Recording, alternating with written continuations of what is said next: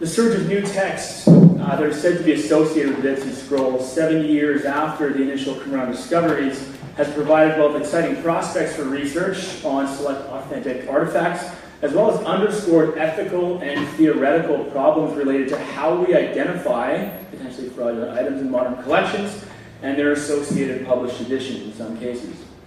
These materials, however, also present challenges for knowledge uptake and mobilizing this textual data in question. Simply put, where can we locate opportunities for fresh lines of inquiry or spaces for discovery, and which objects would we be wise to acknowledge yet sidestep so as not to compromise the integrity of the data that's undergirding all of our academic projects? Now, this is precisely the situation in which I find myself. I'm in the thick of a research project culminating in a commentary on a cross-section of Aramaic texts from the Dead Sea Scrolls, some of which, many of which in fact, are now known by fragments in non-provenanced collections. While I'd hoped this paper would provide an opportunity to draft a simple excursus on the text in question, as I waded through this issue and the slowly rising bibliography on the topic, it became apparent that this synthesis was premature. At present, there remain simply too many unresolved issues or unknown details to permit such a clean delineation and a clear summary.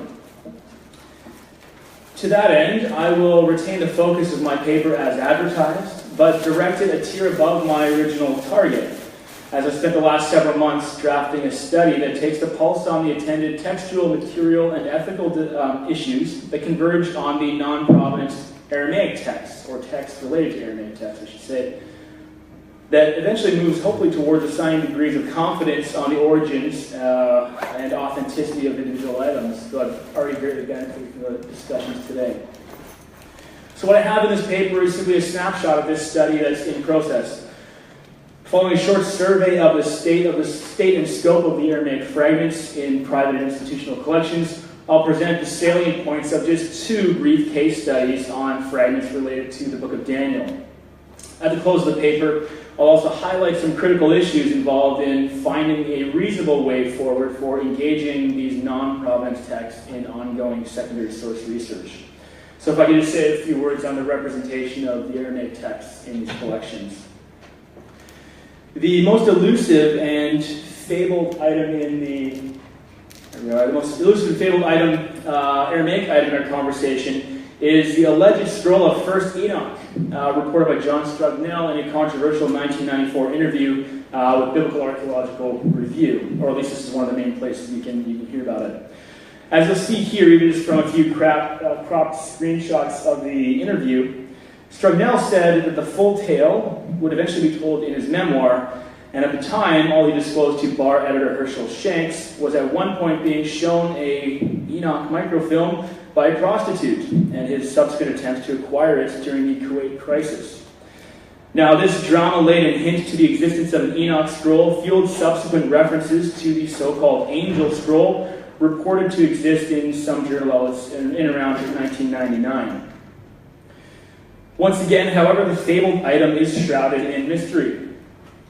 So far, chasing this mythical textual unicorn across the Judean desert has not netted any firm results. Although I was surprised to find that the Aramaic Enoch scroll does benefit from its own Wikipedia page, which is more than I can say for our friend Rainbow Dash, presented on the right. Currently, we know more about her than we do about this angel scroll. At least I do, but that's just kind of the phase of life I find myself. More recently and reservedly, Emmanuel Tove summarized the state of the Aramaic text in the private and institutional collections, and this is a quote from him from the recent publication from the Museum of the Bible. He writes, "The Museum of the Bible collection of 13 fragments contains no Aramaic texts, which is not exceptional considering that the Qumran caves contain only 14% of such texts, alongside a majority of Hebrew texts, 86%. By comparison, the Southwestern Baptist Theological Seminary collection of 8 texts contains 1 Aramaic text of Daniel, and the Schøyen collection of 33 contains at least 2 such texts. The other collections contain no Aramaic texts." Now, this observation points in the right direction, yet may be tailored and improved in many respects. On my count, there are a total of 16 non-provenanced fragments of relevance here, and I've drawn this from publications, from some of the helpful posts by Orstein on their project page and a number of other places. Now these include Daniel, 5 fragments of Daniel, 1st Enoch, 3 fragments, Tobit, 2 fragments, Genesis Apocryphon, we can say 4 fragments, but those constitute a single wad, with an additional 2 fragments of unknown or unidentifiable works. And you'll note here that I also include fragments of Hebrew Daniel and potentially of Nehemiah, since these relate to the study of these hybrid compositions like Daniel or the collections of Ezra and Nehemiah, and that would count for another 3 items. So that's kind of where the numbers are coming from there. As is evident from this table, the data is in many places incomplete. Some items are yet to see full publication, others are known in private collections, yet were pulled from final publications, and still others persist in their pseudo-unicorn mythical existence with little known information of their content, character, or whereabouts. From here, I'd like to explore now these 2 case studies of published fragments of Daniel, one in the Schøyen collection, or 2 I should say in the Schøyen collection, and another in the Museum of the Bible collections. Now what I'd like to do is just pursue these in light of 2 guiding questions that have been on my mind for the last number of months to measure these fragments against a set of questions and essential criteria. The first thing I'd like to ask is, does the modern backstory, insofar as we know it, or it's recoverable, of the fragment contain sufficient and reliable details to reconstruct a plausible and traceable journey from discovery to acquisition to eventual publication? And there we're concerned for the question of provenance, or at least degrees of certainty regarding origins of a given text. The second question is, does the material evidence exhibit features that indicate its antique character or hint that it may be a modern creation or likely a forgery? And here again, we're asking that question of authenticity. So that's kind of the framework that we're in. If we can look at these 2 case studies, I'll start off with the Schøyen fragments that were published this year. The 2 fragments here, manuscript 1926 4A and 4B, are our first set of fragments from the Schøyen collection, and I believe these were authentically penned in antiquity, were likely part of the original wave of modern discoveries of from the Judean desert, and I'll say why in a moment, and have a highly plausible chain of custody. In many cases, this is, I think, in terms of all of the fragments in the collection, really our best case scenario. From the details recovered from Trevor's publications in the 1960s and information related indeed gleaned from the Caves volume, it is possible to reconstruct a fairly reliable chain of custody for these fragments. In the briefest of terms, this involves correlating the following 5 pieces of information in a timeline. Of course, there's other pieces to consider, but these are ones that I think are suggestive of the whole. First, we hear that Martin Schøyen acquired what were thought to be blank scroll fragments from the Trevor family in 1994. Second, in a letter from Trevor to Schøyen dated February 11, 1995, Trevor indicates receiving such fragments as a gift from the Syrian Archbishop for his assistance in working with and photographing the scrolls. Third, Schøyen also claims the lot came with an inscription by Trevor indicating the original receipt of the gift on February 21st, 1948. And this is where things get potentially interesting. This date, February 21st, 1948, does not coincide with that of Trevor's imaging of 1Q Daniel A and B, which in fact took place stateside at Yale on April 7th to 9th, 1949. Rather, it coincides with the date of the historic photographing of the Great Isaiah Scroll, 1QS, for example, of those items from Cave 4, or Cave 1 rather, which took place in the ASOR building in Jerusalem. And then finally, we see that eventually in March of 1995, Bruce Zuckerman and Marilyn Lindbergh identified text of Daniel in this seemingly uninscribed wad of fragments. While I've provided but a synopsis of essential points here for the sake of time, and there are other aspects of the story I'm sure to consider, some of which we may not even know about, what I want to draw attention to is that while Trevor did not know it at the time, the fragments he acquired for his assistant at the ASOR were from Daniel, from 1Q Daniel A and B. If this connection is correct and the dates provided in the documentation and reports are reliable, and there's where we kind of hit the rub as we're dealing with not sources but testimony, this could suggest that the Schøyen Daniel fragments were technically part of the first wave of scrolls recovered from the Judean desert. And if this proposal is accepted, we may have not only then recovered new fragments for study, but a new angle on our discovery narratives. It may suggest that the initial Cave 1 finds included the remains of 9 scrolls, not 7 as a tradition accepted, and 2 of them perhaps being unrecognized, though limited fragments of 1Q Daniel A and B. So an interesting potential contribution. Now, textually and materially, the Schøyen fragments of 1Q Daniel A and B also exhibit important features suggesting their authenticity. First, the conditions and configuration of the fragments A matted cluster associates the Schøyen text with 1Q Daniel A and B, since these were found in an analogous state of being stacked together. The image here is from a 1965 article by Trevor dealing with the discovery, relation, I should say, of 1Q Daniel A and B, and another text, liturgical text discovered in the matted lot. Second, while the amount of text available for manuscripts 1926, 4A and 4B is admittedly small, there is very little, it seems, that would distinguish the scribal hands of the Schøyen fragments from their counterparts in 1Q Daniel A and 1Q Daniel B. Third, with respect to 1926, 4B, the text in question can be reasonably positioned and correlated with a larger fragment of 1Q Daniel B. And this is something that my colleague Kip Davis and Twila Elgin demonstrated very well in the published edition, which is what you're seeing here. The fragment in question benefits from instructive, albeit minor, partial overlap, in this case in line 9 regarding the form malcha, that's overlapping slightly in one of the characters. So in all of these ways, these Schøyen Daniel fragments offer what is arguably our best case for both criteria. Textually and materially, they cohere with verifiably authentic items among the Qumran collection.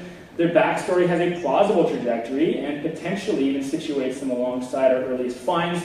And the reconstructed narrative of the chain of custody is beneficially informed by published accounts on related texts by a first-generation scholar, much of which was published in the 60s, which I think is helpful. So that's our best case in this Schøyen collection. Why don't we move across the spectrum to consider a fragment from the Museum of the Bible, which, from what I hear, has already been a discussion point in the earlier session today. The second case we'll see is one that we know almost nothing about its origins or acquisition, and added to this, the close inspection of its textual character and material quality raises several red flags that challenge its authenticity, and I may be overlapping here with Michael's paper from earlier this morning. At the outset of the Museum of the Bible volume, Emmanuel Tove lists the Daniel fragment among a lot of 7 texts acquired by the Green Collection in May of 2010. This is what you find exactly in the front end of the edition on page 1. This is all that's provided about anything to do with origins or acquisition, I should say, of the fragments. What we see is a single bullet point stating this. You can see that we're located in May 2010. Just simply a list of items that you would find in that acquisition, nothing more. Now the text editors, the fragments editors, Bobby Duke, Daniel Holt, and Skylar Russell, when it comes time to introduce the fragment themselves, they add the following comment and qualification. They write, quote, according to the seller, the fragment was purchased from the Tamir Bedouin, and its provenance was Qumran Q4. While this is not an unreasonable identification, since many fragments were recovered from by the Bedouin from Cave 4, its connection to this specific cave and to Qumran cannot be made with any surety. This note of caution is indeed well warranted, yet I think perhaps not stated strongly enough in this case. Unlike our previous case study in the Schøyen collection that benefited from dates, names, correspondence, and at least a statement, even if it was an apologetic one from the collector himself, the backstory of the Museum of the Bible Daniel fragment is simply unstated and indeterminate in the edition. The problematic nature of the fragment is amplified on account of several textual and material peculiarities that point toward its likely forged nature. I'll simply highlight these items for the sake of time, even though some of them touched on already. First, the script of the fragment seems to exhibit oddities in character formation. Following a detailed paleographic description, Otto Yardeni located the hand in the first half of the mid-1st century BCE. Within this description, however, Yardeni also noted that the letters throughout exhibit what she called an unequal tilt, and you can see this even with the naked eye on the large fragment. Some characters seem to lean forward, others backwards, still others standing straight up. And this is a trend that my colleague Kip Davis also noted in the other fragments in the Museum of the Bible collection.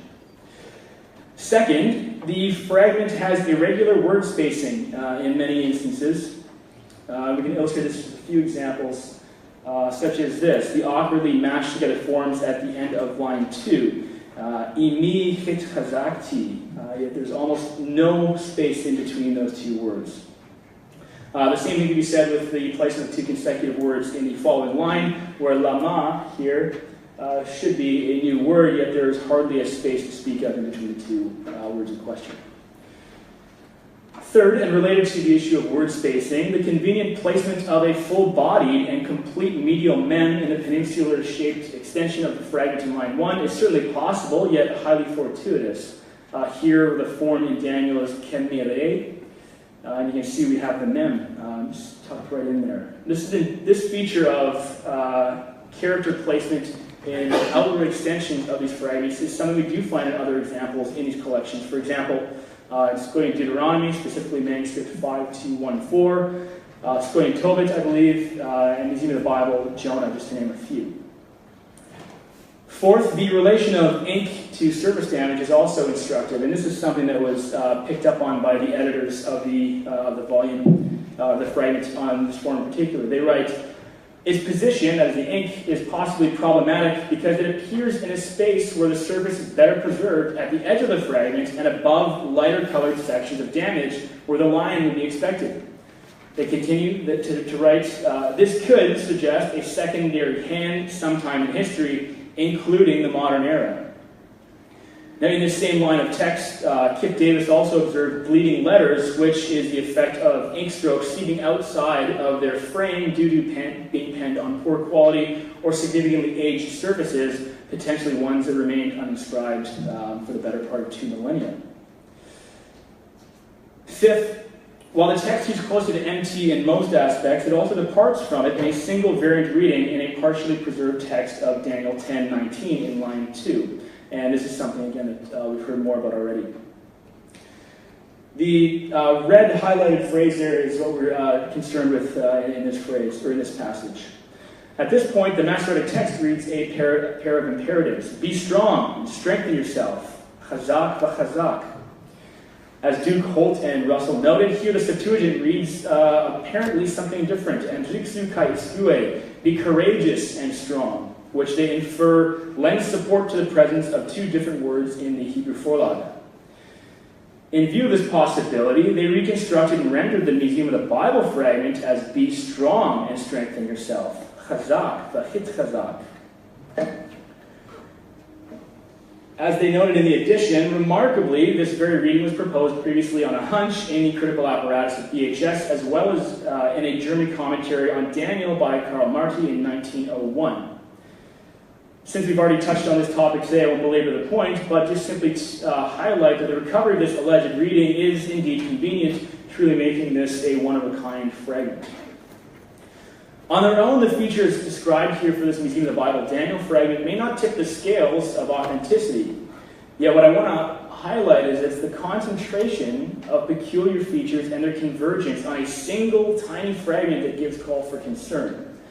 Added to this, the fact that several seeming anomalies occur here and in other pairs or networks of non-provenanced fragments further suggests that this, or perhaps their, nature is spurious and questionable.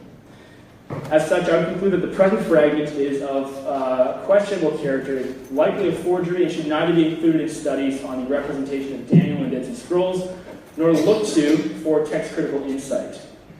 And I'll just wrap up with a few comments about the way forward.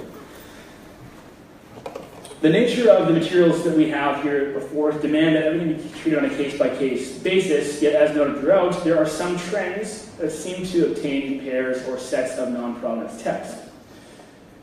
But the question I'm wondering, especially as I'm writing a commentary, does any of this really matter to anyone outside of this room? It's a dangerous question to ask yourself in a university lecture hall, but I would answer in the affirmative. It does, or it should. And just I'd outline 2 reasons why. The first one has to do with the significance of the textual data. As my colleague Marty Abegg highlighted, the data within all the non-provenance texts statistically represents 0.17% of the morphological forms in the biblical scrolls and 0.02% of the forms for the non-biblical data. Now, this slice of the pie is small, but I would argue is not insignificant. While ADEG applied these statistics in defense of polluting the database information, it strikes me that the more pressing and problematic issue comes with the secondary application of this data for text criticism, for example. On the one hand, the Schøyen data from the Daniel fragments were reliable, and they in fact enabled some fine-tuning of the text. On the other hand, the Museum of the Bible Daniel fragment was highly suspicious, yet was lauded for its potential text-critical significance in the published edition, even after the editors expressed concern over its problematic material features and details of acquisition. Again, while pollution is a strong word, it is greatly concerning that without proper adjudication of readings of such materials, these could be integrated into a variety of projects conceivable, from critical editions, Bible translations, any number of commentaries and projects requiring text critical notes. Second, what does these texts signify? While it cannot be the sole gauge of a work's popularity, circulation, or authority, I still think the manuscript count at Qumran is meaningful. If so, these non-provenance texts stand to make a positive or negative impact on estimations of the representation of compositions among the Dead Sea Scrolls. And this is particularly the case in Aramaic texts, as we are already dealing with a smaller data set within the Qumran collection. To illustrate a point with another Aramaic work, if the two non-provenance fragments of Tobit are deemed authentic, and that's a big if, this would increase our number of Aramaic Tobit manuscripts by a half, moving from 4 to 6. Conversely, if, which is more likely, they are fraudulent, this surge in the statistics is very problematic. Thank you. Now, I close with these reflections simply because they represent the sorts of questions pursued in articles, essays, encyclopedias, books, or in my case, a commentary geared towards a broader readership than in our Qumran Guild. While these are admittedly secondary sources, they more than likely will represent first points of contact for scholars and students beyond our immediate colleagues that are here today.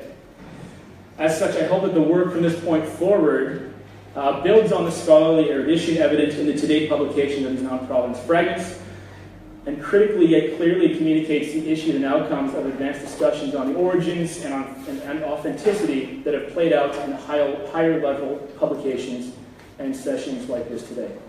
Thank you.